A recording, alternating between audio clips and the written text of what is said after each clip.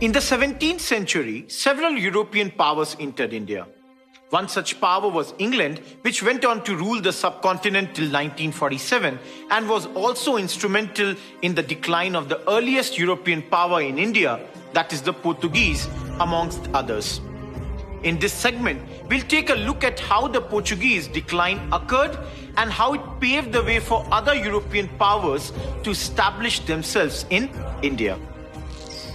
In 1608, Captain William Hawkins, a representative of the English East India Company, reached Surat, a bustling Mughal port in Gujarat on the western coast, with his ship named Hector. Surat was at the heart of the Indian textile trade. Along with him, he brought a letter from James I, then King of England. The letter was addressed to Mughal Emperor Jahangir, seeking permission to conduct business in India. This obviously did not sit well with the Portuguese. The Portuguese did their best to stop Hawkins from reaching the Mughal court. Did they succeed? No. In 1609 CE, Jahangir welcomed William Hawkins to his court in Agra. Hawkins' expertise in the Turki language impressed Jahangir. Jahangir also awarded Hawkins with a mansab of 400 zat and a jagir. The English also got grants from the Mughals which allowed them to establish trading facilities in India. On the other hand, having already been trading in India for nearly a century, the Portuguese put up strong resistance to the newly arrived English factors. This created a lot of conflict between the Portuguese and the Mughals. However, after a lot of arbitration, both the parties came to a settlement. But this did not deter the Portuguese from creating hurdles for the English. They put an embargo on the English ships entering the port of Surat. Hawkins was expelled from the Mughal court in Agra in 1611. The English understood that in order to gain greater favors from the Mughals, they needed to oust the Portuguese from the Mughal court. In November 1612, an English ship named Dragon and a little ship called Osiander successfully fought a Portuguese fleet under Captain Best. This came to be known as the Battle of Swali. The English victory at Swali, a village near Surat, marked the beginning of the Portuguese decline in India. The Mughals supported this victory of the English. Why? This was because the Mughals resented the Portuguese control of the sea route to Mecca. The Mughals, who had no credible navy of their name, were greatly impressed by the English victory. Now, why were they happy with the Portuguese loss? The Portuguese and the Mughals were friends after all. That is because with these victories, the Mughals hoped that their own naval weakness could be compensated with the use of English to counter the Portuguese on the sea, as the Portuguese were notorious pirates. Their acts of piracy often resulted in conflicts with the imperial Mughal government. For instance, once in 1613, the Portuguese seized the Mughal ship, Rahimi, carrying off her entire cargo and approximately 700 passengers to Goa. Jahangir was enraged by this. He stopped all traffic through Surat, which was the major port for maritime trade, and ordered Mukarrab Khan, then in charge of Surat, to lay siege to Daman, then in Portuguese hands.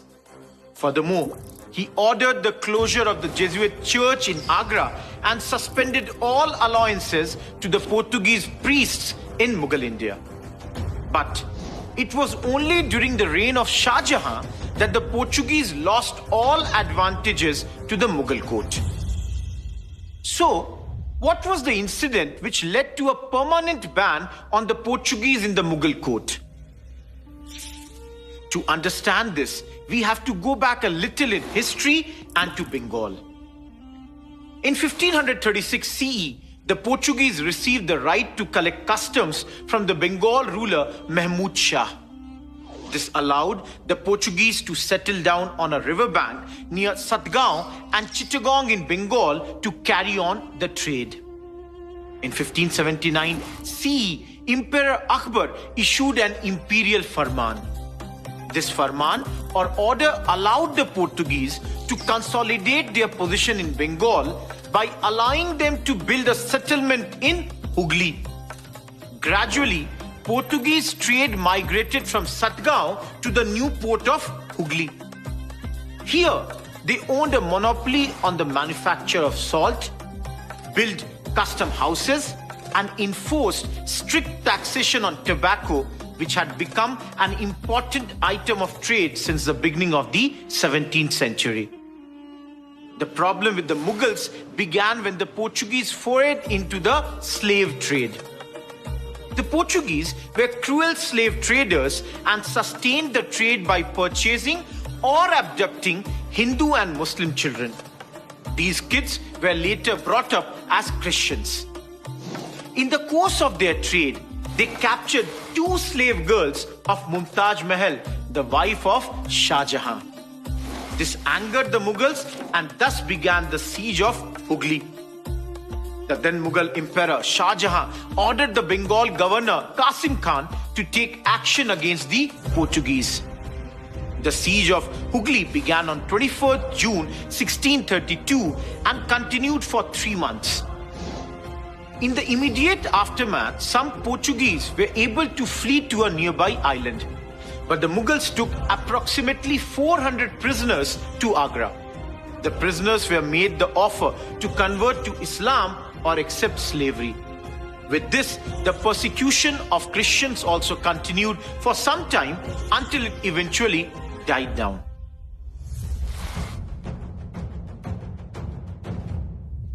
The Portuguese lost their commercial influence in India by the 18th century. While some people carried out trade in their individual capacities, some resorted to piracy and robbery. Hooghly served as a base for piracy in the Bay of Bengal. So, how did the Portuguese lose power in India? The answer to that question is, several factors led to the deterioration of the Portuguese power in India. And let's take a look at them one by one. New dynasties emerged in India and abroad. In India, the Marathas had emerged as a powerful dynasty. They were able to capture Salsette and Bassein from the Portuguese in 1739. The religious policy of the Portuguese and their missionary activities gave rise to political fears. The Portuguese were religious fanatics. They persecuted Muslims mercilessly. Although they were tolerant of the Hindus in the beginning, the Inquisition of Goa in 1560 changed that completely. Hindus also started getting persecuted after that. Forceful conversions of the Hindus and Muslims made people resentful of the Portuguese in general. Another thing that did not work in the favor of the Portuguese was their indulgence in dishonest trade practices. They were notorious pirates, and this made the rulers of small states and even the Mughals hostile towards them. Portuguese trade and interests also got diverted towards Brazil once it was discovered in 1500 CE.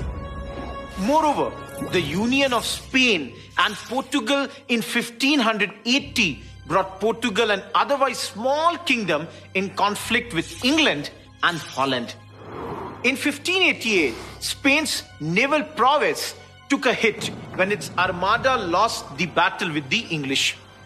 This allowed the English and the Dutch to use the Cape of Good Hope and join the race for acquiring an empire in the east. The arrival of other European powers also led to the loss of Portuguese monopolization of trade in India. Portugal's internal politics also made it difficult to hold on to its maritime power. The Portuguese crown was autocratic. The aristocrats of Portugal enjoyed greater status than the merchants. Since the merchants lacked social influence, they could not influence the decision-making process to suit themselves and their trading interests. Moreover, the trade of spices and precious metals was costly. The spice trade in the reverse direction that is the spice trade from India to Portugal, was a monopoly of the Portuguese crown since 1506, which was sustained by forts and fleets. Now, you understand it. The maintenance of these forts and fleets was a costly affair.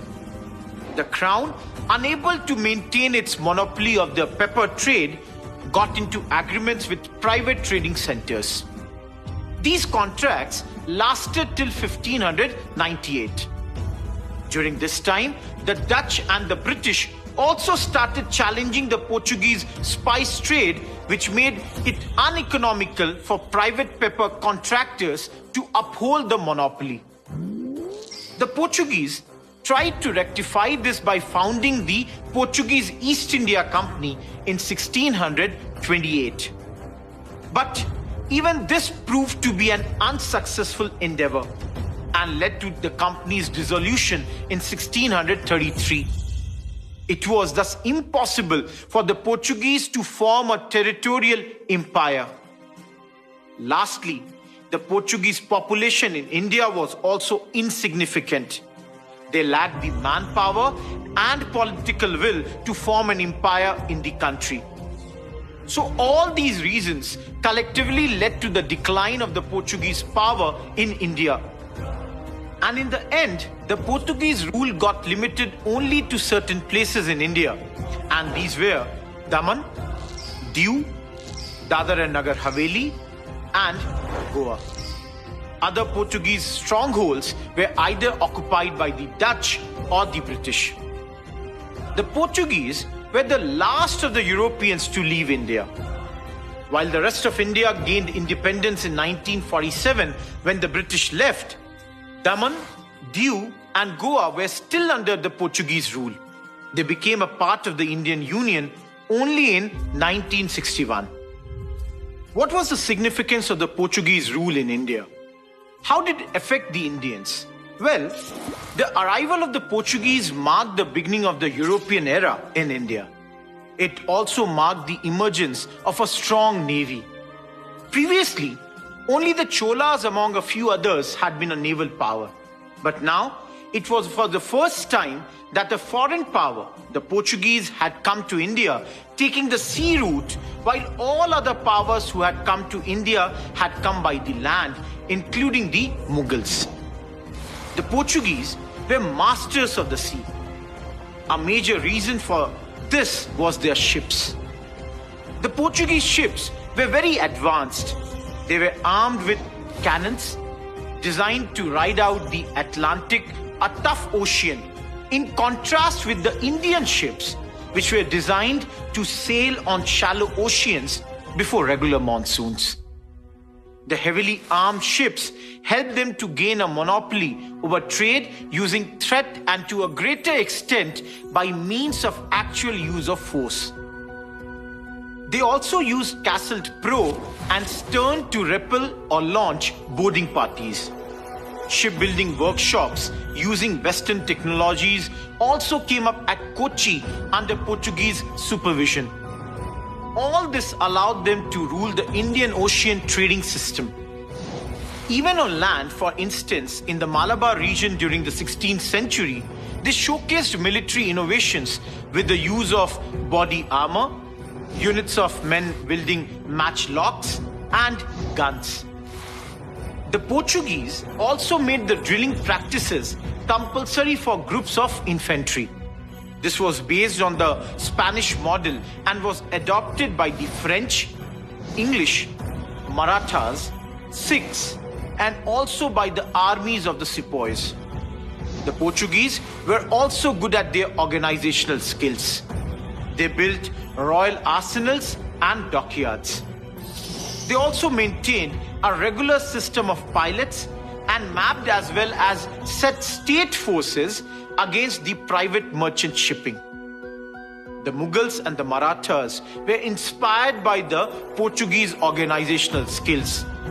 Even other Europeans, such as the Dutch and the English, adopted their organizational skills in Asia. The Portuguese also made cultural contributions to India, one of which was that the Holy Bible was translated into Kannada and Malayalam. Goa, the Portuguese capital, became a center of elaborate filigree work, fretted foliage work, and other types of craftwork like metalwork. It was also regarded as art center of silversmiths and goldsmiths. The churches of Goa that were built under the Portuguese bear testament to the Portuguese artisanal and architectural skills. The Portuguese also introduced several Latin American produce to the Indian rural economy. Items like potato, corn, pineapple, sweet potato, lady's finger, chili, tomato, papaya, sapota, lychee, orange, cashew, almond, etc. were introduced. And the Indian peasants, who were keen on making profits, were not allergic to the new introductions. Further, other technologies like printing, gadgets like clock, and many more which had made far-reaching impacts in Europe, although introduced in Goa, did not find popularity in the Indian mainland. But the reasons for their unacceptance remains unknown.